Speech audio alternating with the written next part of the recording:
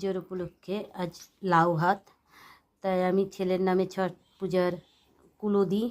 তাই আজকে সমস্ত কিছু নিয়ম করে আমি প্রত্যেক বছরই লাউ ভাতের অনুষ্ঠান করি। লাউ ভাত আমরা খেয়ে থাকি।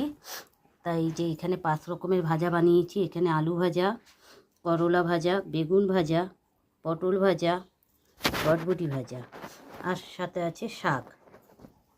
লাউ ভাত যেহেতু লাউ না থাকলে হবে না, এই যে লাউ ঘন্ট বানিয়েছি ধনিয়া পাতা দিয়ে। এখানে বানিয়েছি নুনিয়া চাল দিয়ে ফুলকপি দিয়ে মুড়ি ঘন্ট নিরামিষভাবে। এখানে লাউ দিয়ে ডাল বানিয়েছি, ছোলার ডাল বানিয়েছি। এখানে ফুলকপির ডাঁটা, মূলার ডাঁটা দিয়ে আলু বেগুন গাজর দিয়ে চচ্চড়ি বানিয়েছি। এখানে আছে গোবিন্দভোগের চালের ভাত, ঝরঝরে সাদা ভাত, আছে স্যালাড।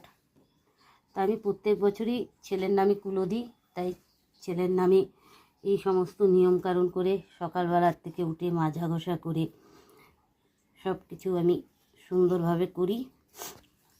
তা আজও এই বছরও আবার একই করা হলো। চাটনি বানানো হচ্ছে টমেটো আর তেঁতুল দিয়ে।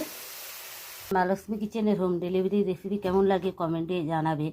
আর আজকে লাউ ভাতের অনুষ্ঠানের রেসিপিগুলো কেমন হয়েছে অবশ্যই কমেন্টে জানাবেন। মা লক্ষ্মী কিচেন এরকম নতুন নতুন রেসিপি দিবে। ভিডিওটি ভালো লাগলে লাইক কমেন্ট শেয়ার সাবস্ক্রাইব করবেন। সকলকে জানাই ছট পূজার অনেক অনেক ভালোবাসা ও অভিনন্দন।